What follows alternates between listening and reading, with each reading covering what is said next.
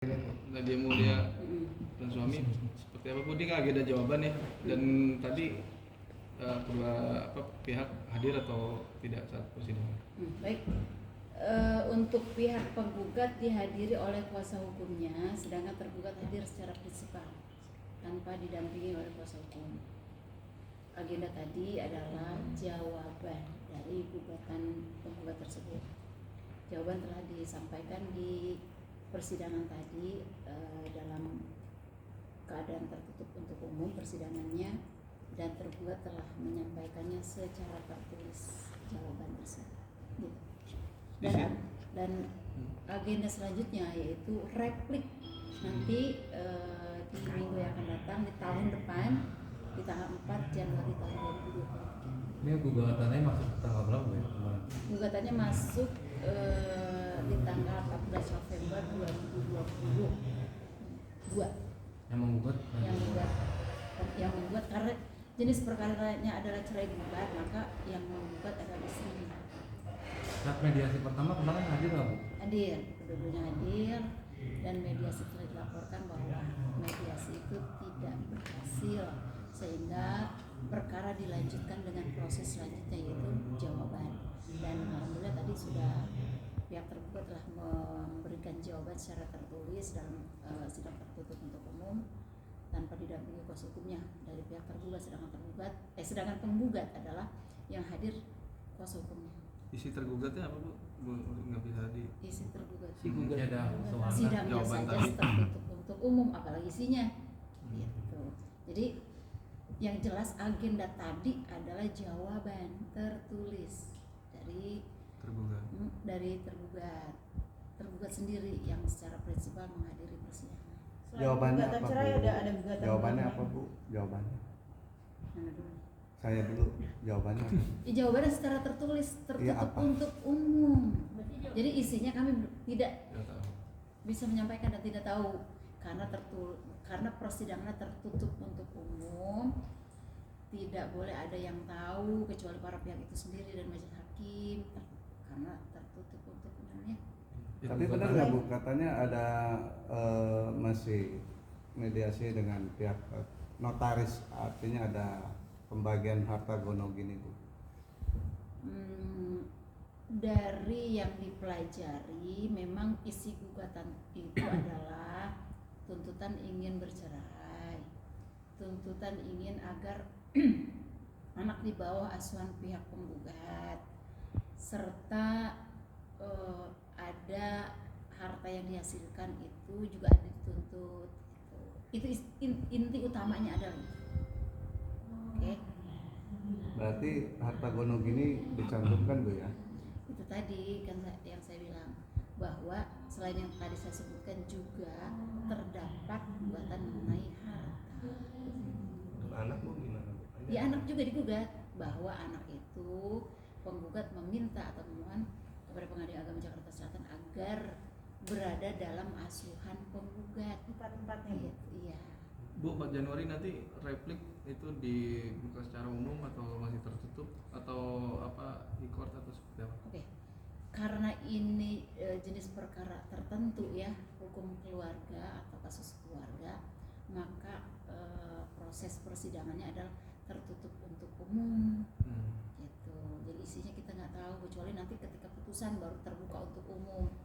Dan ini karena penggugat memang didampingi oleh kuasa hukumnya, sedangkan tergugat prinsipal tidak didampingi kuasa hukum, sehingga untuk proses beracara secara elektronik atau e-court itu tidak bisa, karena harus kalau secara e-court atau secara elektronik itu harus tergugat itu didampingi kuasa hukum, dan kuasa hukumnya itu telah mempunyai akun untuk e-court tersebut.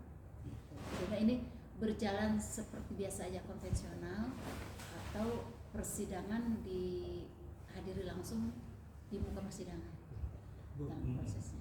meminta hak asuh anak keempatnya gitu, berarti ada permintaan dari Nadia sendiri terhadap Ismail itu? Ada.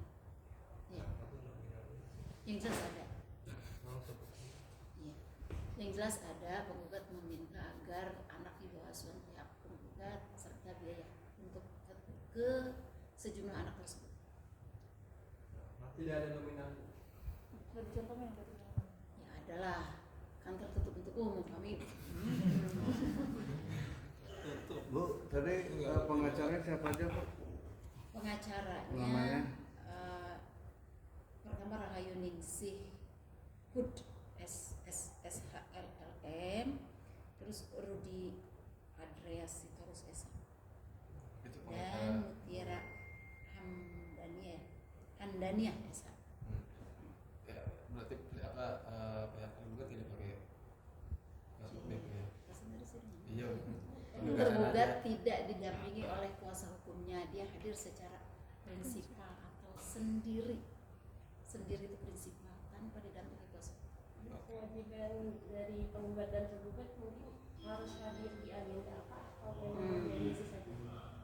Mediasi karena telah berlangsung dan kedua belah pihak telah hadir untuk proses jawab, replik, duplik, kalau dia pakai kuasa hukum boleh kuasa hukumnya yang hadir, tapi kalau nggak pakai kuasa hukum harus hadir.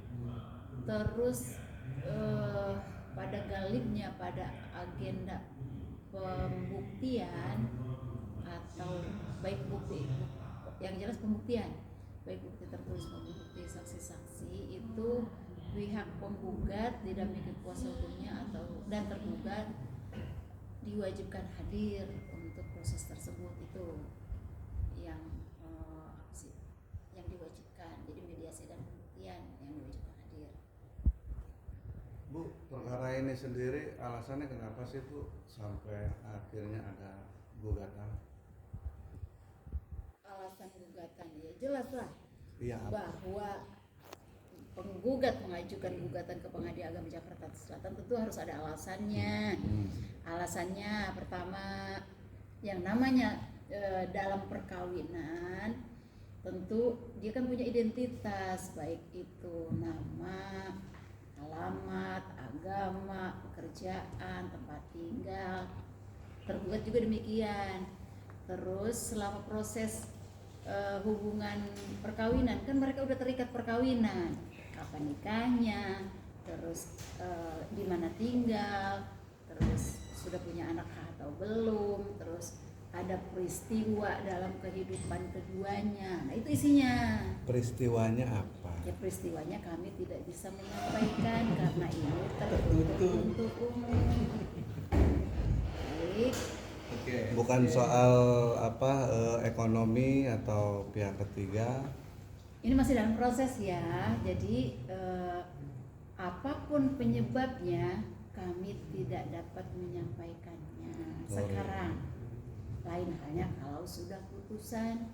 Oke. Bu, udah nih temen-temen ya? Berkaitan sama yang Ronald Atmaja,